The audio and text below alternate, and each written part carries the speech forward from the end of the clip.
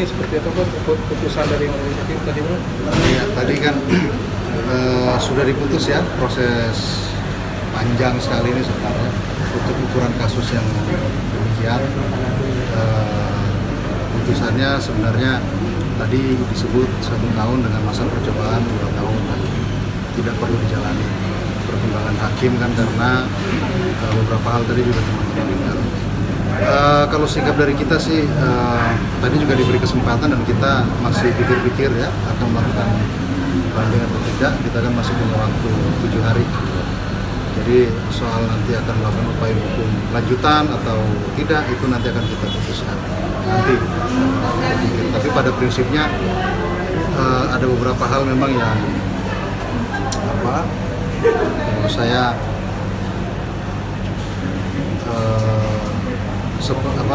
beberapa hal yang kemudian dinyatakan terbukti.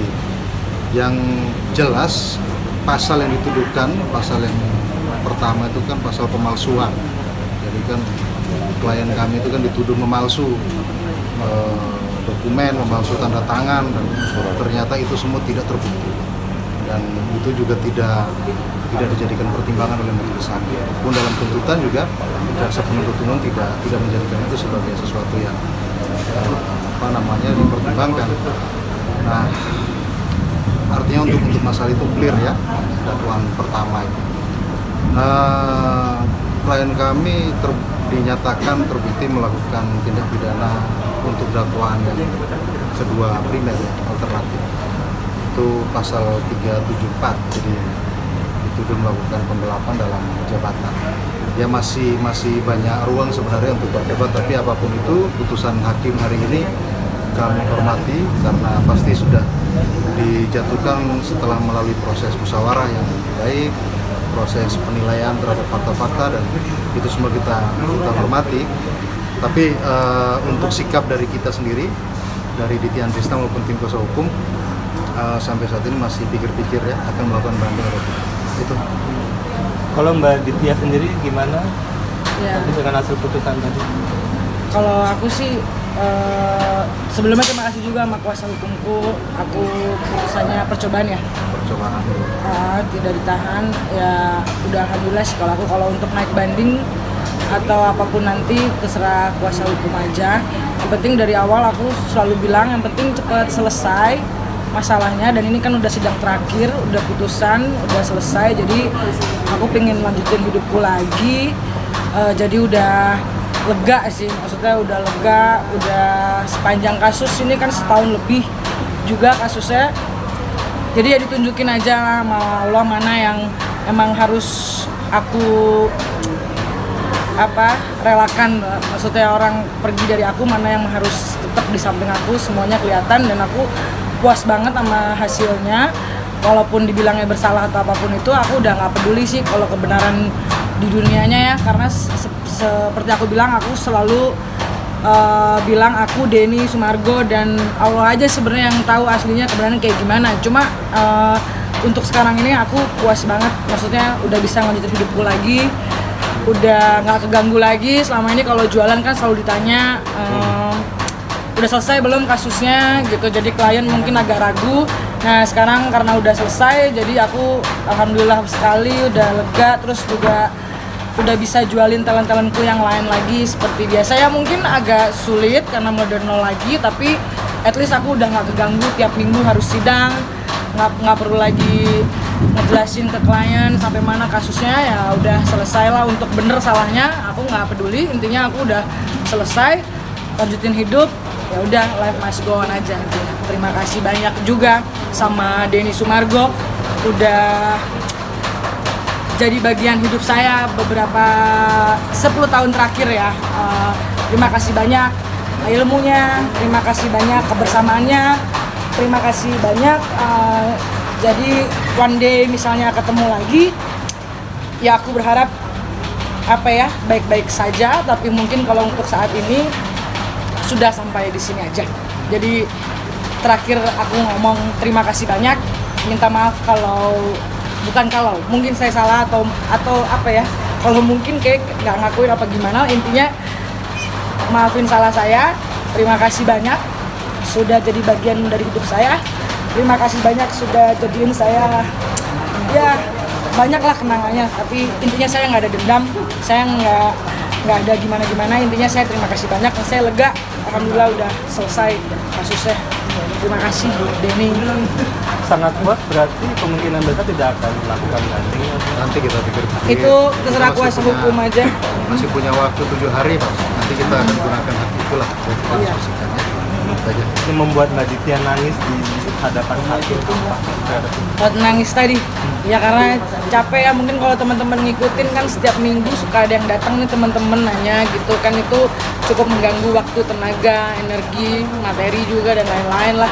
Terus ditambah lagi selama setahun lebih ini saya nggak bisa gerak bebas lepas gitu karena apa-apa pasti disangkut pautin sama kasus ini. Terus banyaknya orang nggak percaya sama saya, termasuk klien ataupun siapapun yang tidak tahu kebenarannya pasti ngejudge saya udah penipu, apa kayak gitu-gitu, ngelapan dana ya macam-macam lah. Tapi saya saya survive lah. Saya yakin saya bisa lewatin ini karena apapun masalah kita pasti lewat nantinya kok. Dan sekarang ini sudah lewat, sudah mulai dari nol lagi. Jadi tadi nangis tuh ya Allah akhirnya selesai juga gitu saya gitu. Walaupun nanti kerjanya mungkin agak lebih 5 kali lipat lebih ekstra lagi, tapi aku lega aja. Dan aku juga mau terima kasih banyak juga sama talent-talent yang masih aku pegang, Richard Kyle, Baby Jovanka, Sisi Asi, dan masih banyak lagi tetap percaya sama saya di tengah-tengah saya berkasus begini, masih mau saya jualin, masih mau saya bimbing sebagai saya manajer. Jadi saya terima kasih banyak supportnya sama orang-orang yang udah tulus nggak ninggalin saya di tengah-tengah kasus ini. Banyak orang yang ninggalin saya, tapi untuk orang-orang yang stay di samping saya dan tetap percaya dengan saya, terima kasih banyak juga. Berarti sekarang Mbak Ditya lebih selektif ya untuk menemui talent. Iya, aku agak trauma juga deket sama talent lagi. Cuma kalau untuk Richard Kyle dan Baby dan Sisi ya karena sama kayak Densu durasinya ya lama gitu. Jadi karena mereka tahu dari pihakku seperti apa, dari pihak Denny seperti apa, jadi ya mereka tetap mau stay sama aku ya. Aku udah bersyukur sih. Mereka sempat bilang jangan beda, jangan samain dengan talent lain gitu. Apa dengan Denny gitu, kita nggak kayak gitu intinya. Mereka ngasih support aja kayak biasa lagi, jangan berubah lah gitu. Makanya aku mau terima kasih juga ini sama kuasa hukumku si Tegar Putuhena sama Adi Sugiharto juga. Kadang kan namanya ikut sidang kadang emosi nggak stabil ya. Kadang aku suka nyentak mereka juga, gimana nanyanya cepetan dong kok lama banget gitu. Mereka sabar juga, makasih juga sama majelis hakim, sama jaksa, sama panitera semuanya yang selama sidang juga selalu support lah gitu. Jadi nggak pernah tegang kalau sidang karena mereka juga baik-baik. Pak, tapi artinya putusan yang bisa kemarin ini itu sesuai apa yang diharapkan kakak gitu, artinya ya baik tetap ditahan gitu. Ini harapan kakak juga nggak sih? Kalau harapannya kan karena waktu ditanya sama majelis hakim waktu itu waktu saya bersaksi kan saya bilang saya tidak merasa bersalah. Cuma kalau misalnya sekarang diputus bersalah, makanya saya nggak peduli. Kayak kalau mau misalnya fight, naik banding apa segala macam kan lama lagi ya. Yang lebih saya pikirin tuh waktunya nih, kayak bolak-baliknya apanya itu kan lumayan makan waktu. Kalau sesuai harapan apa enggak ya enggak sebenarnya. Tapi karena majelis hakim juga katanya sopan dan lain-lain, aku tidak ditahan, itu aja sudah syukur alhamdulillah. Kan yang penting aku bisa lanjutin hidupku lagi, tidak di dalam. Ya udah ikhlas sih. Sebelum berangkat juga aku dalam hati berdoa sama Allah, apapun putusannya saya ikhlas, saya jalanin. Masuk saya jalanin, tidak masuk pun saya alhamdulillah gitu. Kak, mau meluruskan memulihkan nama baik seorang Ditya sendiri, apalagi ini kan kaitannya dengan pekerjaan. Ini cukup berat juga nggak sih artinya ke depannya? Iya itu tadi yang aku bilang kenapa mulai dari nol lagi berat iya karena sekarang kalau googling namaku juga pasti langsung manajer penggelapan dana, manajer pemalsuan dokumen dan lain-lain. itu udah pasti. Cuma aku beruntungnya lagi Allah tuh kasih jalannya mudah, rezekinya juga lancar terus. Walaupun harus 2 kali lipat lebih kerja keras, tetapi masih banyak klien yang percaya sama aku, melihat aku bukan karena kan kalau masalah aku sama Denny Sumargo ini kan jatuhnya masalah internal ya. Kalau sama klien kan sebenarnya selama aku bisa profesional dan aku bisa mereka melihat value pula, bisa mengerjakan apa yang mereka request, ya mereka lebih ke situ, bisnis is bisnis gitu. Udah bukan kayak personal. Oh sama Denny begini nih, rata-rata sih klien yang pakai Richard, Baby, Sisi sih nggak ngelihat ini. Mereka berpikirnya itu internalnya Denny sama Ditya aja gitu. Bang, mungkin bisa dijelasin Bang mengenai vonis tadi 1 tahun penjara dengan masa percobaan seperti apa sih? Jadi itu lumrah ya dalam hukum pidana kita. Hakim punya pertimbangan sendiri. Ya. Mungkin yang dilihat mungkin derajat kesalahannya dari banyak aspek, salah satunya derajat kesalahan. Bahwa kami dari awal termasuk dia tidak mengingkari soal memang ada proses perbuatan yang dilakukan tanda petik ngambil duit komisi. Cuman kan kita menjelaskan dalam proses persidangan yang panjang ini bahwa apa yang dilakukan itu dasarnya karena memang ada juga hak-hak yang belum dipenuhi sebelumnya, kan begitu kira-kira.